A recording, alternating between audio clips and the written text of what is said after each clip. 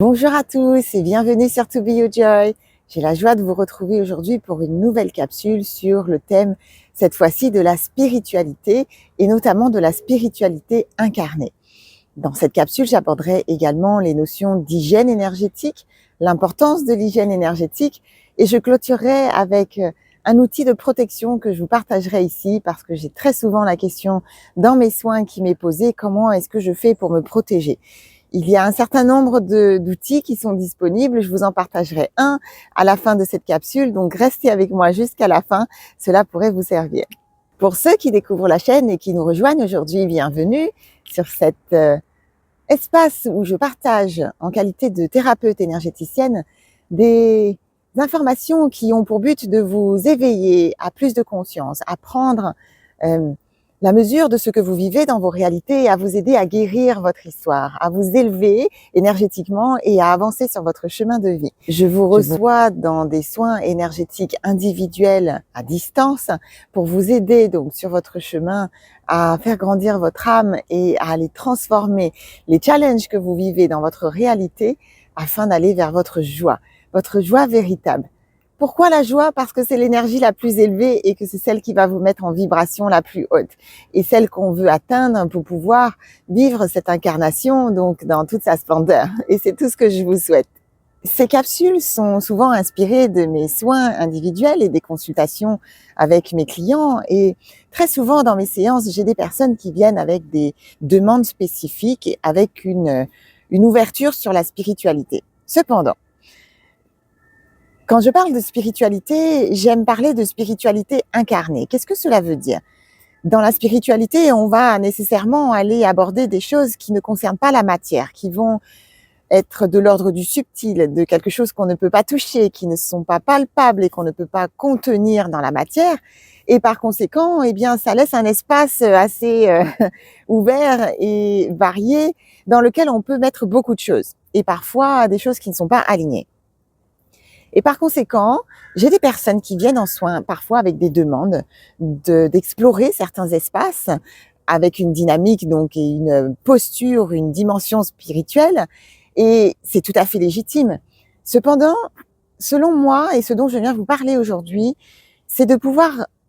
explorer une spiritualité et vivre sa spiritualité tout en étant rattaché à la matière, tout en étant ancré dans la terre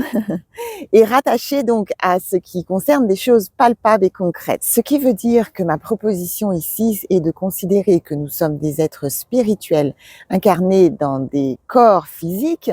et que la spiritualité qui va être à votre service et vous aider à grandir sur votre chemin d'évolution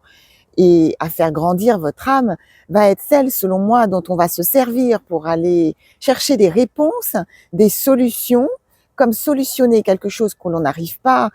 à résoudre dans la matière, et ensuite revenir à la matière le plus rapidement possible. Or, ce que j'observe très souvent dans les soins, ce sont des personnes qui vont utiliser la spiritualité comme une fuite, qui vont quitter le monde de la matière et se servir de la spiritualité pour aller explorer des mondes parce qu'il y a une fuite de sa réalité dans la matière, parce que l'expérience terrestre est trop douloureuse et trop souffrante et que d'aller explorer des mondes autres est une manière comme de se protéger et de ne pas faire face à ce qui est vécu dans la matière. Et c'est là qu'on arrive à des situations qui sont désalignées selon moi et qui ne vont pas vous servir parce que dans la mesure où vous êtes dans une situation, une dynamique de fuite, eh bien, vous n'évoluez pas en réalité. Et pire encore, vous laissez la place à des expériences qui pourraient vous être négatives et vous coûter par la suite. Pour ceux qui me suivent depuis un certain temps, vous avez pu l'observer, j'ai toujours ce discours où je vous ramène toujours à vos racines, où on va aller explorer ce qui se passe à votre premier chakra, premier centre énergétique, parce que c'est votre fondation, votre capacité à vous poser sur cette terre et non pas à refuser des incarnations, parfois en vous faisant vivre des expériences qui vous font quitter ou qui pourraient vous amener à quitter votre corps physique, par exemple, ou à quitter votre réalité dans le quotidien. C'est donc ma recommandation dans cette capsule aujourd'hui de prêter attention à vos façons d'aborder les situations que vous vivez aujourd'hui parce que la majorité de ce que vous vivez qui est souffrant va prendre source dans votre histoire, dans ce qui s'est produit dans votre enfance. Et par conséquent, donc dans quelque chose d'incarné, où vous étiez dans un corps physique en tant qu'enfant, simplement dans un environnement où votre psyché n'avait pas toutes les ressources pour faire face à ce qui l'attendait et pour accueillir les expériences douloureuses qui n'ont pas été libérées, qui n'ont pas été intégrées, qui n'ont pas pu être accompagnées peut-être par des parents qui en avaient les ressources. Et que parfois, effectivement, vous allez avoir des expériences qui vont prendre source dans des mémoires qui vont concerner votre arbre généalogique, l'histoire de votre famille et qui vont concerner vos aïeuls, c'est-à-dire les générations précédentes, avec des mémoires intergénérationnelles, et que dans ces cas-là, on va effectivement faire un saut dans des espaces qui ne sont pas les espaces incarnés que vous avez vécus en chair et en os dans votre enfance, mais pour aller comprendre ce qui s'est transmis dans l'arbre. Ou alors, dans des incarnations précédentes, effectivement, parce que votre âme a évolué dans d'autres incarnations, et bien avec certaines mémoires que vous transmutez ici dans cette incarnation et qui vous est demandé de transformer, peut-être de finir, de terminer des schémas, de résoudre des karmas, etc. Donc, à ce moment-là, effectivement, on fait des sauts en arrière dans votre histoire d'âme, afin d'aller résoudre ce qui se vit ici. Ce qui veut dire qu'on revient ici et maintenant dans cette incarnation et sur cette terre. C'est pourquoi j'insiste énormément, parce que lorsque vous êtes dans la fuite de votre réalité terrestre, eh bien, vous mettez en désalignement parce que vous allez comme quitter votre corps physique, c'est-à-dire que votre corps subtil, le premier corps par exemple, qui va entourer et qui va être le plus proche de votre corps physique et qui est relié à votre corps physique, votre corps donc éthérique, va comme être en élévation très souvent et va comme être surélevé au-dessus de la terre et ne va pas vous permettre d'avoir les pieds connectés à la terre, d'avoir les pieds rattachés à la matière et donc de descendre ici avec nous tous sur cette planète. Et lorsque vous êtes dans cette situation comme en élévation, comme un ballon là qui s'élève et qui n'a plus ses racines, tel un arbre qui peut avoir des racines donc qui vont chercher les ressources dans la terre, comme les arbres autour de moi. Vous avez remarqué que je suis toujours accrochée à la matière quand je vous tourne ces vidéos. Et lorsque vous n'êtes plus dans ces racines, eh bien, vous vous mettez à risque. Vous vous mettez à risque de ne plus sentir ce qui se passe dans votre corps physique, de ne plus être en connexion avec les messages que votre corps essaie de vous transmettre à travers des mots physiques, à travers des ressentis, à travers vos émotions que vous cherchez à fuir parce qu'elles sont douloureuses. Et je le comprends tout à fait. Mais c'est pourquoi je vous invite à accueillir ces émotions, à vous laisser traverser, à faire en sorte de les transformer pour pouvoir rester dans ce corps physique et continuer à vivre une incarnation agréable dans laquelle eh bien, vous souhaitez rester et poursuivre, bien sûr. Donc oui, la pratique de cette spiritualité est grandement élevante selon moi quand elle est utilisée et vécue de manière incarnée. C'est ce que donc je vous partage dans cette vidéo et j'espère que mes propos font sens pour vous et que vous arrivez à saisir ce que j'essaie de vous transmettre là, et que c'est donc cette spiritualité qui nous permet d'aller voir les signes, les synchronicités, de comprendre les liens et de recevoir les messages de guidance qui peuvent nous arriver sous une forme autre que dans la matière, c'est-à-dire avec quelqu'un qui pourrait par exemple verbaliser quelque chose de concret, mais qui nous arrive voilà, par des signes, des messages, quand on sait observer, utiliser ses sens, être à l'écoute, mais toujours avec les pieds rattachés à la terre. Toujours, encore et encore. Ne décrochez jamais de la terre quand vous voulez vous élever dans des espaces parce que vous vous mettez à risque. Et cela me permet de poursuivre avec ce deuxième élément dont je vous parlais tout à l'heure, cette notion d'hygiène énergétique, donc de faire en sorte d'être conscient de ce qui se joue dans notre espace vibratoire et de prendre soin de notre espace vibratoire. Nous avons appris en tant qu'être humain, on nous a enseigné en principe lorsque nous étions déjà enfants comment nous laver notre corps physique et comment prendre soin de notre corps physique de différentes façons. Et malheureusement, nous n'avons souvent pas été enseignés comment prendre soin de notre espace vibratoire et comment avoir cette même hygiène que l'on peut avoir avec notre corps physique, que l'on peut appliquer avec le corps physique à notre espace vibratoire. Et ce que je dis souvent dans mes soins à mes clients, c'est que tous les soirs et tous les matins, vous vous brossez les dents, ou peut-être plus même par jour, et vous lavez le corps physique pour s'assurer qu'il soit délaissé des choses qui ont pu être déposées dans la journée. Et pour autant, eh bien, il s'agit de faire la même chose avec vos espaces vibratoires. Et cela demande donc des pratiques à mettre en place, comme de se brosser les dents, de prendre une douche, afin de vous assurer que votre espace vibratoire soit dégagé des pollutions éventuelles qu'il a pu récupérer, absorber tout au long d'une journée. Cette hygiène vibratoire énergétique, elle peut prendre différentes formes et il y a bon nombre de façons de pouvoir la mettre en pratique dans la réalité. Et très souvent, on va chercher des choses assez compliquées. Mais je vais vous faire un parallèle et vous aider à comprendre un petit peu où je veux en venir par rapport à cette hygiène. Si on regarde les mondes dans lesquels nous vivons aujourd'hui, qui ont évolué avec les technologies, les nouvelles façons de travailler, ce que je veux dire par là, c'est que si on regarde dans les générations précédentes, eh bien, nos anciens travaillaient la terre. Ils étaient constamment au contact de la nature, au contact des racines, ils avaient les mains dans la terre, ils labouraient les champs et donc ils étaient constamment donc au contact de cette nature qui leur permettait de se ressourcer, de redonner à la terre tout ce qui n'était pas énergétiquement lumineux et d'avoir cette énergie donc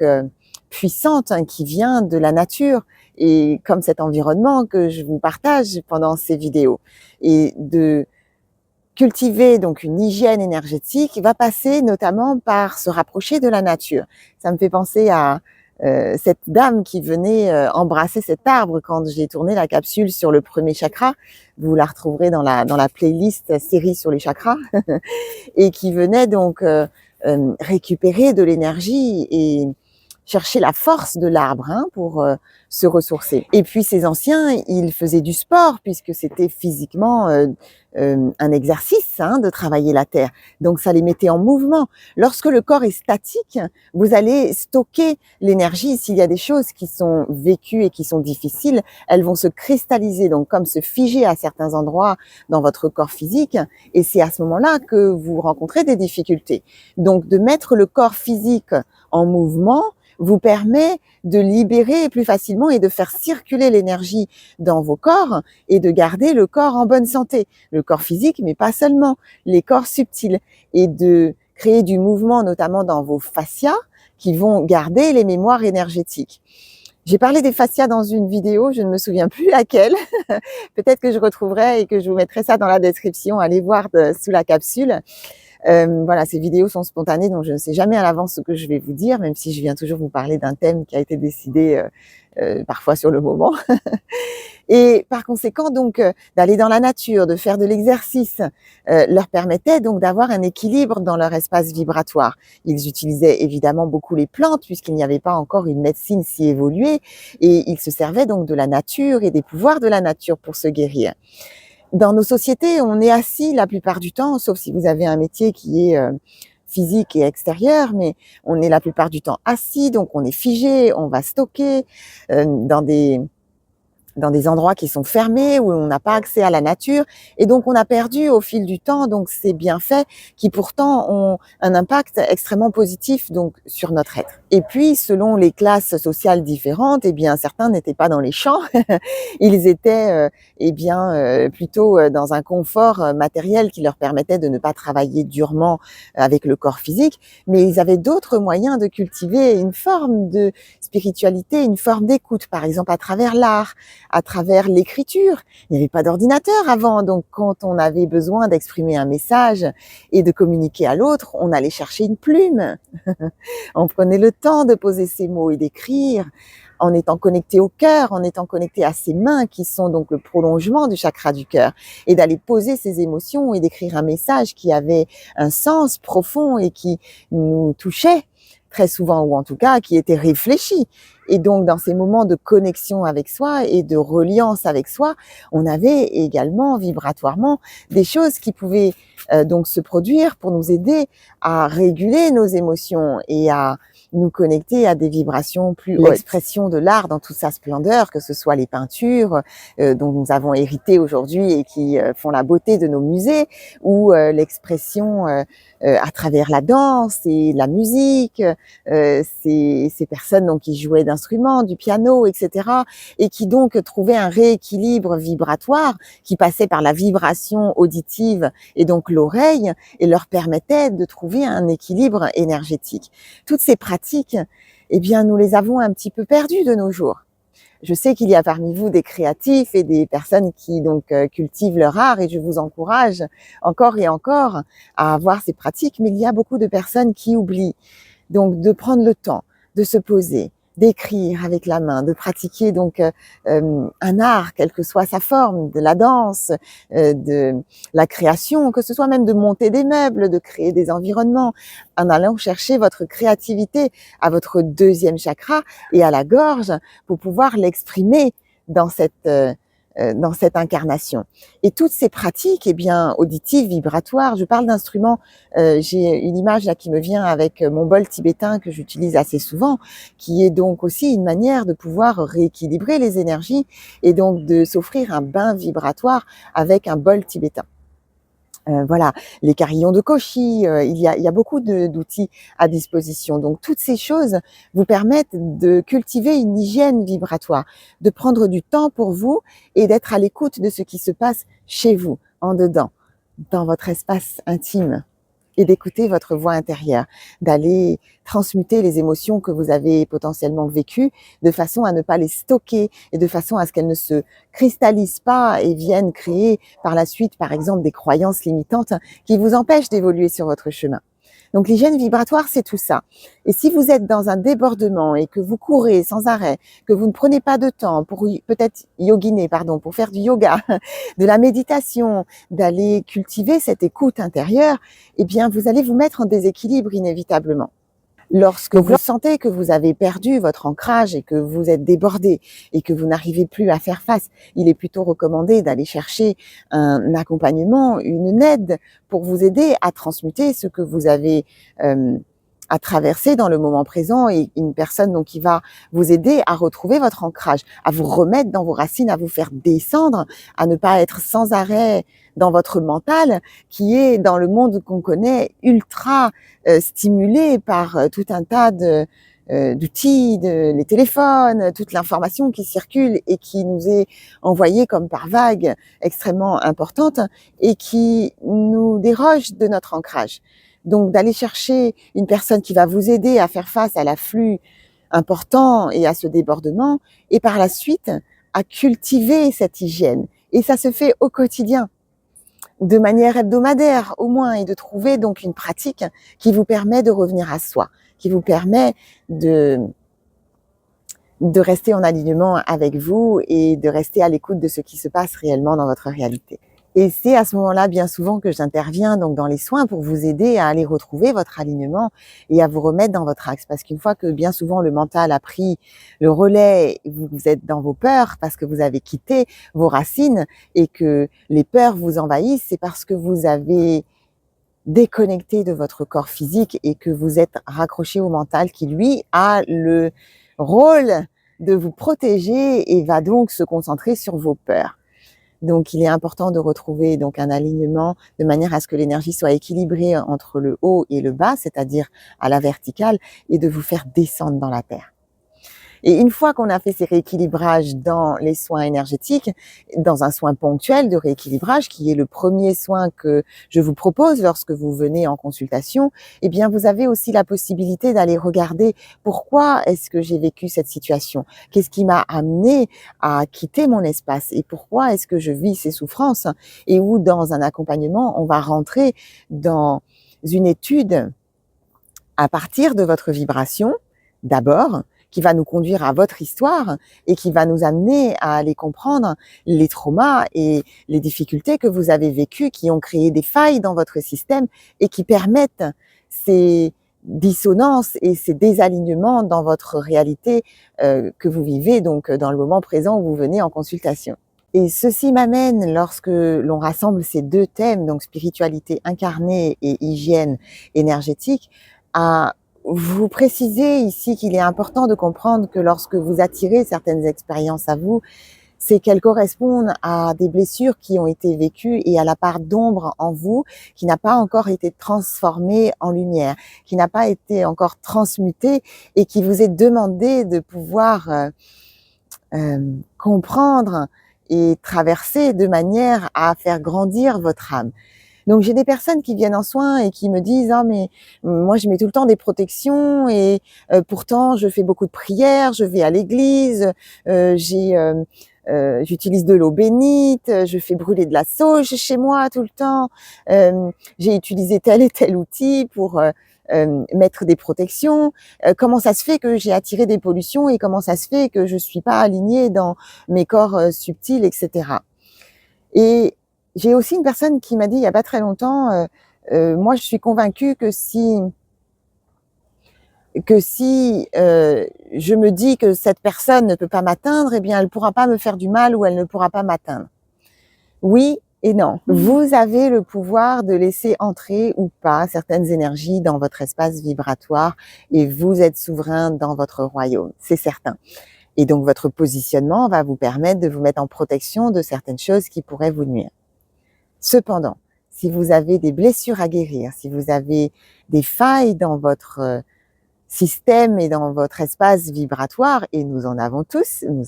des parts d'ombre, moi y compris, la première, que j'ai transformée avant de pouvoir vous aider à transformer les vôtres, et que je continue d'évoluer sur mon chemin personnel également d'humaine et d'âme incarnée dans ce corps physique.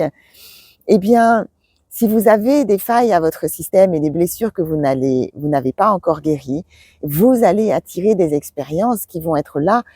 pour pouvoir vous les montrer,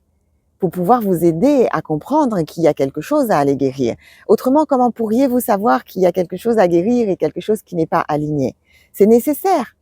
Et c'est la raison pour laquelle, une fois que l'on a fait les rééquilibrages, on va regarder dans votre histoire où cela a pris source et dans quelle expérience cela a pris source pour pouvoir comme colmater et guérir et fermer ces fissures de manière à ce qu'elles ne vous attirent pas de nouveau des expériences qui sont désalignées. Vous avez sur la chaîne une capsule audio que j'ai tournée il y a un certain temps qui s'appelle, je crois, retrouver sa lumière ou comment faire quand on a perdu sa lumière. Je vous la mettrai dans la description de la vidéo. Et je vous invite à aller l'écouter. Il me semble qu'elle est, selon moi, assez complémentaire à ce que j'explique là. Et ces expériences vont donc vous être nécessaires pour pouvoir aller sur un chemin de guérison et vous élever. Toutefois, eh bien, il y a quand même une protection que vous pouvez mettre en place, oui, par votre positionnement, par votre intention de ne pas laisser entrer vibratoirement des vibrations qui ne sont pas lumineuses dans votre espace. Et cela m'amène à vous partager donc cet outil dont je vous parlais tout à l'heure, qui va vous aider à mettre en place une protection autour de votre corps physique et de vos corps subtils. Donc, vous allez imaginer, à partir de votre plexus solaire, donc ici au troisième chakra, donc sous les côtes, hein, au niveau des côtes au plexus, que vous avez comme une lumière,